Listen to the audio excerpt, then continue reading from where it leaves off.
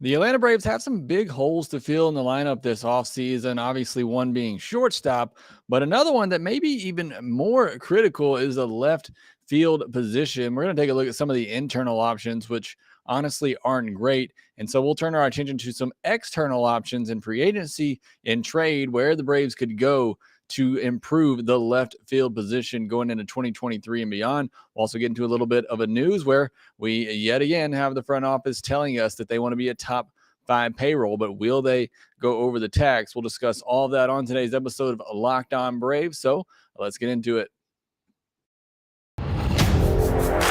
You are Locked On Braves, your daily Atlanta Braves podcast. Part of the Locked On Podcast Network, your team every day.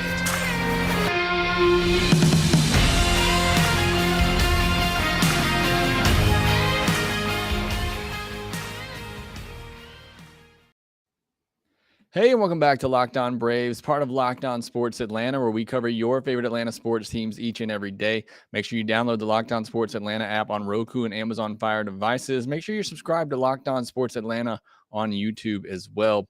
I am your host, Jake Mastriani. You can follow me on Twitter for now at shortstopball. Also, make sure you follow the podcast on Twitter at LockedOn_Braves. Send over any questions, comments, or feedback that you have for the podcast. If you're new watching us on YouTube, do me a favor and go ahead and subscribe. And if you're watching in general, go ahead and hit that thumbs up button and that notification bell.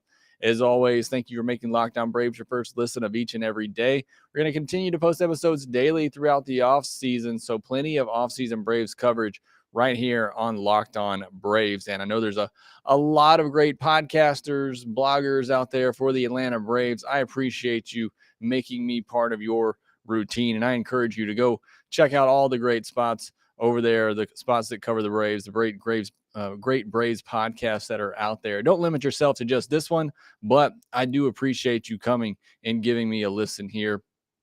Today, we're going to strictly focus on left field. We're going to look at the left field options, both internally and externally, and what the Braves might do to fill that hole this offseason. Because let's be honest, left field was a pretty big sore spot for the Atlanta Braves last year. Honestly, you look production-wise, both left and right field were pretty bad for the Braves, obviously with Acuna DHing a lot for the Braves last year because of injury, but left field and right field both ranked 18th in all of baseball in OPS. So certainly an area of improvement there for the Atlanta Braves.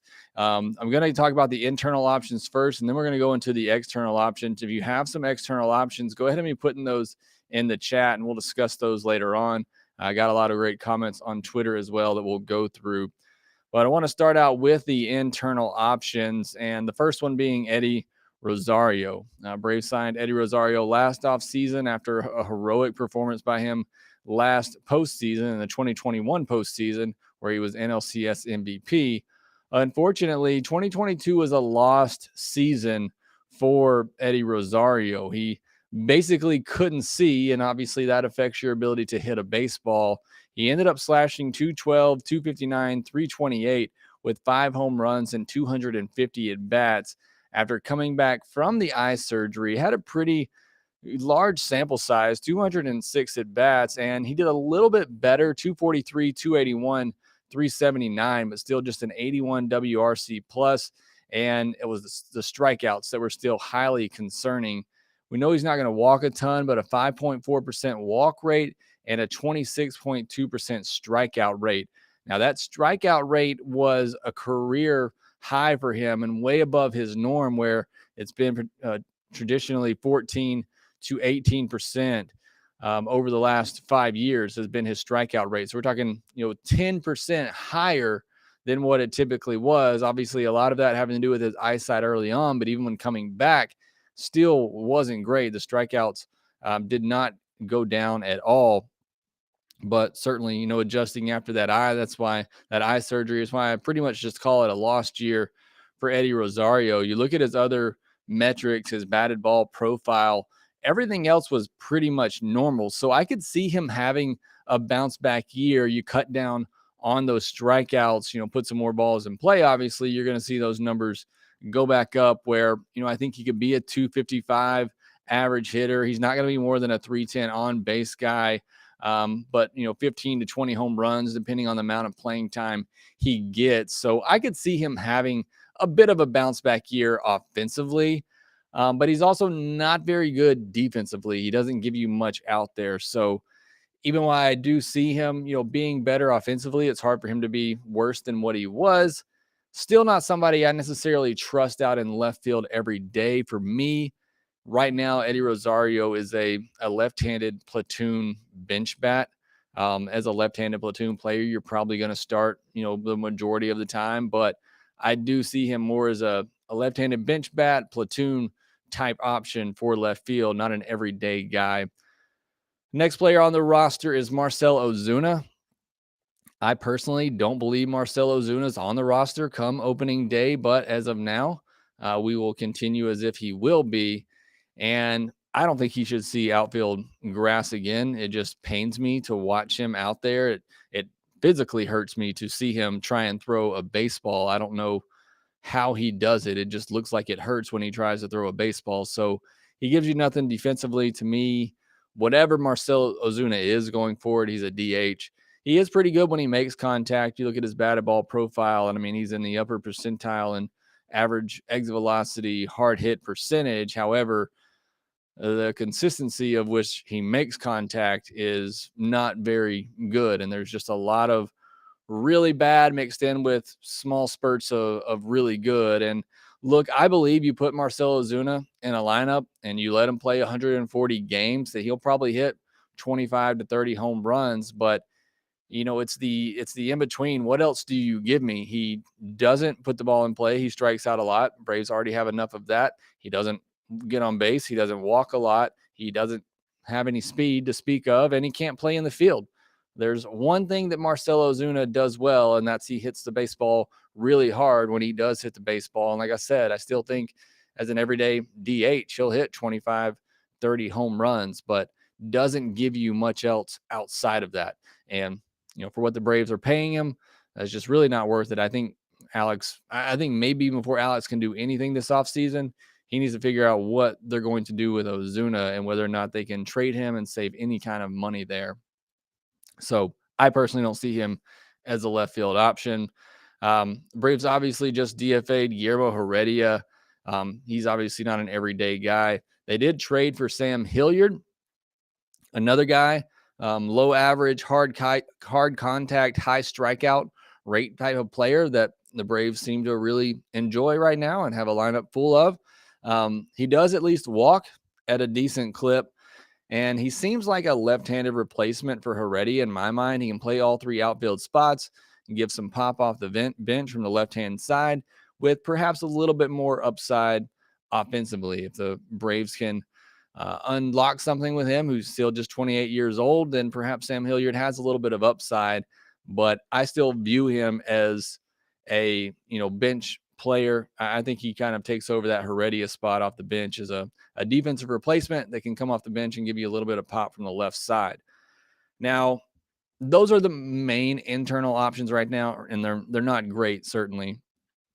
But I mentioned Vaughn Grissom just because I'm not sure if he can even play the position. I feel like he can, and we do know that they at least practiced him out there a little bit last year. Now, reports say right now that Vaughn Grissom is in New Orleans for a 3-week stint to work with Ron Washington at shortstop in case they don't sign Dansby Swanson. I love this, and I've been saying all along, I trust the scouts and the player and the people that watch him, day in and day out in the minor leagues. I unfortunately don't have the bandwidth to do that throughout the regular season, covering the major league team. But he's 21, and for scouts and evaluators to say he can't handle the shortstop position at the big league level, I just think it's a little premature to say that. And I don't know that he ever will, but I'm glad to see the Braves putting in good effort and a concerted effort to really help him develop there, to see, can he be the future shortstop of the Braves? Can the Braves put him at shortstop and then just solely focus on getting a left fielder this offseason? So, but on the flip side of that, if they don't, they try it out there, they continue to let him work there, and they just see he can't handle the position full time, maybe as a part-time player at shortstop, then I think you got to start developing him as an outfielder just to make him versatile, because I do love Vaughn Grissom in that Chris Taylor type role where he can play all over the field. And I feel like he's going to hit. He's going to be a good hitter. So again, if you find, or you decide, okay, he's not going to be able to make it full time as a shortstop, and let's develop him into that super utility type of role, make him more versatile where he can play the outfield, corner outfield positions. He can play all over the infield. That to me could become a very valuable role for Vaughn Grissom. And then lastly, I wanted to mention Justin Henry Malloy. I don't think he would be ready to start the year as the Braves left fielder. He has just 600 minor league at bats in 2 seasons, but he did end last year at AAA. Spent a good time, a bit of that time last year at AA.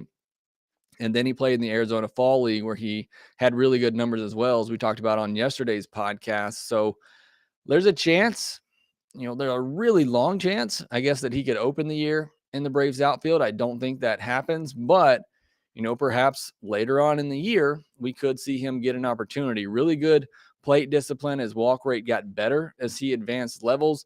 However, just my brief look at him, I watched him a couple of times in person this past year, and just what I hear from other scouts and talent evaluators, not very good defensively and still has a long way to go there. So again, you'd be getting another left fielder that just doesn't give you much defensively. So those are the internal options that the Braves have right now. Again, none of those really great. And that's why I almost see left field as a bigger need than shortstop, because if you feel like Grissom can handle it defensively, I think Grissom is going to hit. I feel, pretty comfortable with him at the plate. So I think there's a somewhat of a solution there. I don't love it. I would rather upgrade shortstop and left field, but just the options internally you have in left field don't inspire me at the moment. So let's turn our attention to some external options next. Today's episode is brought to you by SimpliSafe. The numbers don't lie. In the last decade, over 4 million people have chosen SimpliSafe Home Security to protect their home. You don't earn the trust of that many people without doing something right. At SimpliSafe, your safety is the only thing that matters. It's super customizable, not a situation where you have to purchase things you don't need in order to get certain things you want. The system integrates well into your home and is easy to self-install, so no need to schedule an appointment with a technician to have them come out and then install bulky unit that messes up your home's design. I got some bulky units from security systems back in the day still messing up my house that I need to replace and get rid of. SimpliSafe, it can move with you even after you move. Just take the elements out into your new place. It's as easy as that. Customize the perfect system for your home in just a few minutes at simplisafe.com/lockedonmlb and save 20% on your SimpliSafe security system when you sign up for an interactive monitoring plan and get your first month free. Visit simplisafe.com/lockedonmlb to learn more. There's no safe like SimpliSafe. All right, moving to the external options, probably what most of you are sticking around for. I'm going to go ahead and knock one off the list, and that is Aaron Judge. It's just not happening. I just don't see the Braves spending that type of money to get Aaron Judge. So while he's at the top of the list of outfielders, I'm going to go ahead and knock him off. Next on that list of free agents is Brandon Nimmo, projected to get 5 years, $110 million, which is $22 million average annual value. Now, if it's an either or situation, if the Braves can only make one big splash, they want to stay under the luxury tax or, not go over it by a ton. It's hard for me to see them spending $22 million a year on Brandon Nimmo and not Dansby Swanson. Now, maybe Dansby Swanson gets $25 million a year. I've kind of been set that 22 is the max for Dansby Swanson, but perhaps I'll be proven wrong there. But I do like the player of Brandon Nimmo. It's not the typical type of hitter the Braves go after. Nimmo's 29. He was in the 57th percentile in average exit velocity and 48th percentile in hard hit percentage. Again, not typically the type of hitter the Braves go after, but what he does do is he doesn't chase, he doesn't swing and miss, he doesn't strike out, he walks, he can run, he gets on base, a career 385 on base percentage. Look, I love the home runs for the Braves, and I talked about this all year long. I've talked about it for years. Even I was writing on Tomahawk Take talking about this offense, and it's boom or bust. I think you got to start mixing in a couple of guys like a Brandon Nimmo who can just get on base, and they're on base machines. They're going to have a 350 or more on base percentage. They're going to take their walks, put the ball in play. I think you got to have some more guys like this in the lineup. Obviously, you'd love to have guys like that and guys that can still hit home runs. Nimmo's going to give you 15, 20 home runs a year. But what he does do well, he works the count, gets on base, and is just a pest at the plate. So would be a change in philosophy for the Braves offense again. And I kind of doubting they're willing to pay, more than $20 million a year for Brandon Nimmo. I would be a little, it'd be a little bit risky for me as well to make that type of commitment to Nimmo. Now, next on the list is Andrew Benintendi. He's projected at 4 years, $54 million, and 13.5 AAV. He's 28 years old. And to me, you look at his baseball savant page, he's very similar to Brandon Nimmo, but he's cheaper and younger. So if you're going to go with this type of player, I got to go with Andrew Benintendi. I mean, he cost almost half as less as what Nimmo is projected to get. And he gives you basically the same thing. Now, only 5 home runs last year, so not a lot of power, but he has hit 15 home runs or more in 3 seasons. So, I think at full strength, at his best, Benintendi is going to give you 15 to 20 home runs. He's going to get on base a ton. And again, if you're going to go for that type of hitter, I just think Benintendi is a much better value, and it's somebody that I like for the Braves. Now, Mitch Haniger projected at 3 years, $39 million, a $13 million average annual value.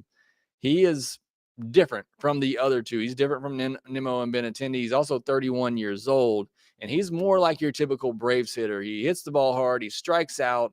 He strikes out a lot, doesn't walk, not a high on base guy, but, potential 25 to 30 home run hitter. He's also not great defensively either. Obviously would like somebody with a little bit better defense, which Benintendi and Nimmo would give you. So I don't love the Mitch Haniger idea, in my opinion. Out of those 3, which probably are the best 3 outfield options other than Judge, I would go towards Benintendi. Now, a couple of others on this list. Jerickson Profar projected at 2 years, $20 million. Doesn't strike out. He does walk, but he doesn't hit the ball hard. 22nd percentile in average exit velocity, 19th percentile in hard hit percentage. So I'm not a fan of the Jerickson Profar move, at least not as your everyday player. I wouldn't mind him as a bench player and a switch hitter, but not as an everyday left fielder. Michael Brantley, a guy that I've been wanting the Braves to get for 5 years now, I think. Projected at 1 year, $15 million. So that's a little bit of a high AAV, even though it is a 1-year deal. 35 years old, so obviously getting up there. He's had 2 shoulder surgeries, so there's a bit of a concern there. Missed a ton of last season, but you look at what he's done in his career, and even what he did last year, before the injury. Other than 2016, when he only played in 11 games, he's hit 284 with a strikeout rate below 15%, and every other season since 2012. The guy just consistently hits. I mean, he is just the definition of a professional hitter. He's going to hit 280. He's going to have, 340, 350 on base, and he's going to give you 10 to 15 home runs. So you know what you're going to get out of him. I question his ability to play left field, especially with 2 shoulder surgeries now. He may just be a DH at this point, but I had to mention him because I love Michael Brantley as a player, and I've been wanting the Braves to get him for years. All right, last one on the free agent list, and then we'll go through quickly some of the trade possibilities. Michael Conforto projected 1 year, $15 million, 29 years old, didn't play all of last year because of injury, and I think partly because he had that qualifying offer attached to him before that. He does take his walks, high on base percentage guy, doesn't chase, but he will strike out. However, the difference between, him and Nimmo and Benintendi is he does show 25, 30 home run power. So I like Michael Conforto. I wanted the Braves to get him last year, even with that qualifying offer attached to him. But obviously that injury scared a lot of teams off and ended up knocking him out for the year. But I do like Conforto. However, I worry about him not playing at all last year and coming back from that and being a little rusty. But what he does, again, it's that good combination of a guy who gets on base and hits for power. Certainly wouldn't mind that in the Braves lineup. So those are the free agents. I'm going to go through some of the trade options, or no, these are a couple more free agents. Sorry. So these are more platoon type players. Joey Gallo, 28, walks a lot, strikes outs a lot, hits the ball hard a lot. Your prototypical Braves hitter. Certainly would be a bounce back candidate on a 1 year prove it type of deal. I don't love the idea, but if the Braves wanted to go for a cheap option and hope that they, hit a home run, Joey Gallo could be a possibility there. Will Myers, who several people have mentioned on the last couple of podcasts, 31 years old, 815 OPS against lefties, 828 the year before that. So again, you're looking at a platoon option. I think Will Myers, on a 1 year deal at 8-9 million, maybe. I think could be a good option. You pair him with Eddie Rosario. I think that'd be a good platoon partner. Then, is Adam Duvall come back and play? Is he better than Adam Duvall? He's also going to give you really good defense. So again, I think Will Myers, Adam Duvall, both really good platoon options with Rosario. And then AJ Pollock, 34 years old. So he's on up there, and he has had, his career has been riddled with injuries, but he crushes left-handed pitching. He had 935 OPS against lefties last year. So again, could be another solid platoon option, but I think he's going to get paid maybe a little bit more than what the Braves would want to play for a strictly platoon guy. All right, now a couple of trade options. Obviously, we don't know exactly who's available in trades. These are just some names that I came up with. Randall Grichuk, expected to make $10.3 million in 2023 and then become a free agent. Hit 926 or had a 926 OPS against lefties last year. Again, this is somebody I was kind of targeting at this past trade deadline just because of his splits. Again, you could pair him with Rosario in left field and get a pretty good platoon situation there. Anthony Santander from the Orioles, still just 28 years old, a switch hitter who was better against lefties last year. 2 years of control left for him, so might be a little bit more expensive prospect-wise. Not great defensively, hits the ball hard, decent strikeout and walk percentages, but not great there. Hunter Renfroe's an interesting one, 31 years old next season, projected to make $11.2 million in his final year of arbitration. Hits the ball hard, strikes out a lot, doesn't walk a lot. Good outfielder with a strong arm. So again, kind of profiles to the type of bat that the Braves like. I mentioned Brian Reynolds just because I'm sure somebody's going to mention him in the chat or comments. Pirates said they won't trade him. Even if they were going to trade him, I don't think the Braves have the prospect capital that it would take to get him.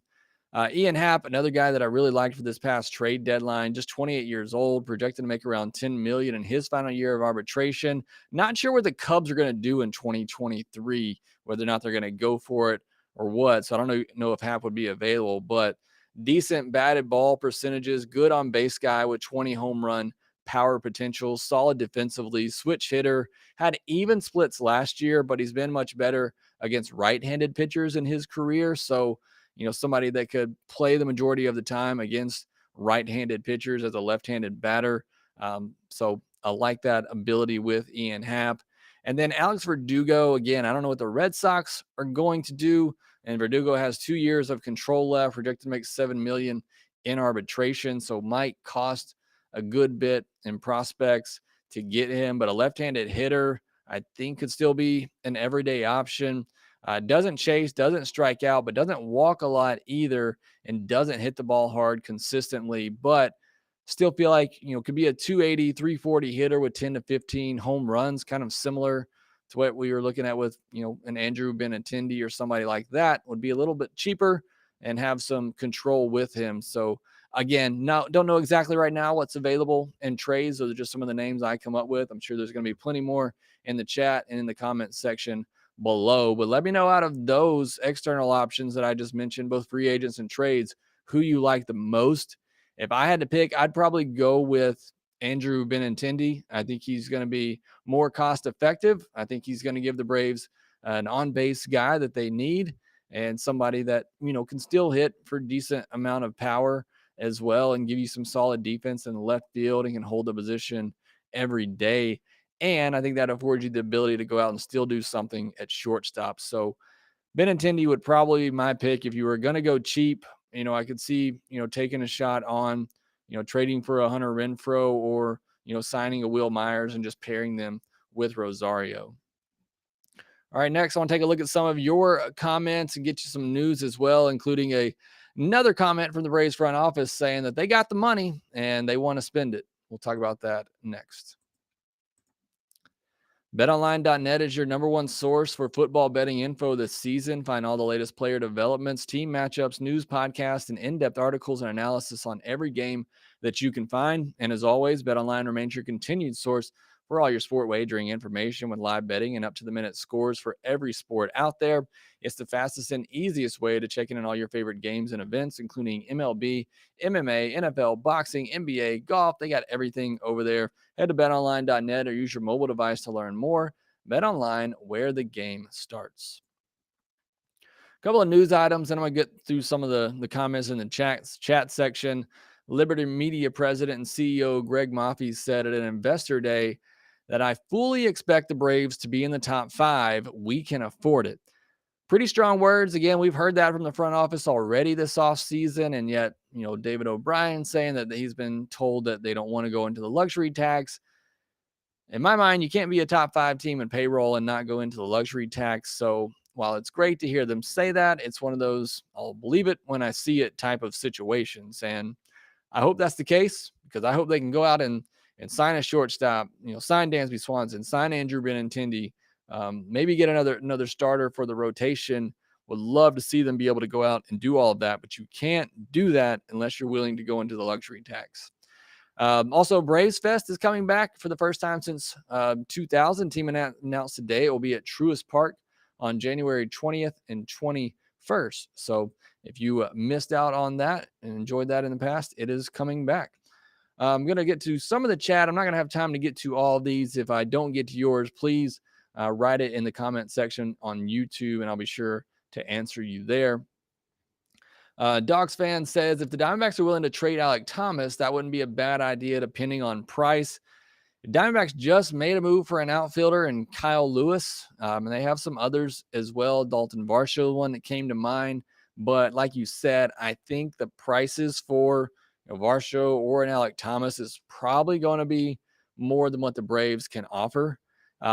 Regardless of what we talked about yesterday when I went over prospects, the industry doesn't value the Braves prospects. I think they have some hidden gems in there that by this time next year, I think we'll start moving up prospect rankings. But just as things stand right now, I don't know that a lot of people think highly of a lot of the Braves prospects, and that comes into play whenever trying to make trades like that. Mark Bibb says Grissom could be Chris Taylor. How about it? That's what I've been shouting all offseason. I hope the Braves keep him as a Chris Taylor, or what they've even done with Gavin Lux now, a guy that can play outfield, infield. He's going to hit wherever you play him. I certainly hope that's the role that Vaughn Grissom plays going forward if they think he can't be an everyday shortstop. JK says there's only one correct answer for left field, and that's Aaron Judge. I hate to break it to you, buddy. I don't think that's going to happen. Josh Daniels, scouts and people saying he's not an everyday shortstop. Wash is going to fix it all in 3 weeks. Not a good thing. Look, if anybody can fix Vaughn Grissom, it's Ron Washington. So I'm glad they're at least giving him a shot to do so. We'll see what happens. MLB's competition committee has voted to implement a pitch clock, larger bases, and ban defensive shifts starting in 2023, 15-second clock with bases empty. Yeah, a lot of rule changes coming for next year. I think the defensive shift is one that is certainly going to change the game up quite a bit. It'll be interesting to see how those players are viewed this offseason when it comes to looking at specifically left-handed hitters. Looking at a couple more comments here, then we got to get out of here. Be even better if the Braves sign Correa and Rondon. Yeah, look, if you're going to go over the tax, you're going to spend big, then yeah, money's not an option. Go get Correa. Go get Nimmo. Go get Carlos Rodon, and let's roll. Let's win another World Series. Certainly would love to see that happen. Z Corp says, I expect the Braves to fill their void at shortstop, whether that be Swanson, another top tier free agent, or even Vaughn Grissom. I mean, they have Vaughn Grissom, so that is the season started today. That's the answer, but I do think they go fill it, either with bringing Dansby back, maybe trading for somebody if they are trying to stay under the tax. Yeah, Josh, I mentioned AJ Pollock. I think that'd be good as a platoon partner, platoon type player, but I think he may get paid more than a platoon type player. There's been too much chatter from Liberty Media and Terry McGurk about being a top 5 payroll. They talk about how well the Braves are doing. It would be ridiculous for them not to spend money. I agree with JK on that comment. Look, they've made too much. They've done too much. They've said too much at this point for the Braves not to just go out and not spend stupid money, but go out and fill the holes in this team to give them a shot to win a series with the contracts they already have locked up, with the talent that they have, and with the success that the Battery has had, and over 3 million in attendance last year. It would be pretty ridiculous for them to not go out and spend money. Joe Meade says that John Henry Malloy is the future in left field, in my opinion. Possibly. Again, I think he needs to work more defensively, but I think he could be an option in the future. Christopher Shaffy says, I like Ian Happ if the Braves could get him. Hitting from both sides of the plate is key. I do like that ability, and especially I like that he's been better against righties. So I certainly like the Ian Happ possibility as well. I really wanted him at the deadline. Certainly wouldn't mind. Again, I don't know what the Cubs are going to do. That's why it makes trade options right now kind of hard to come up with, but I like Ian Happ as a possibility for sure. All right, that will do it for this episode of a Locked On Braves. Be sure to comment in the comment section down below if I didn't get to your question, or if you have any others and anything you want to talk about. Enjoy those conversations there on YouTube. Thanks for making Locked On Braves your first listen of the day. And now go make sure that you check out the Locked On MLB podcast, where host Paul Francis Sullivan brings humor, passion, and a unique perspective, talking about the biggest stories from around the league. Speaking of big stories, Paul Goldschmidt won the NL MVP. Aaron Judge obviously won the AL MVP. Austin Riley finished 6th in the MVP voting. Dansby Swanson, Michael Harris got votes as well. So I want to make sure I mention that before we get out of here. And I'm sure they'll be talking about that over at Locked On MLB as well. So make sure you make them your second listen of the day. Again, thanks for making Locked On Braves your first listen. Go follow us on Twitter at LockedOn_Braves. Follow me at ShortstopBall. Make sure you rate, review, and subscribe to the podcast wherever you get your podcast, and we will talk to you next time.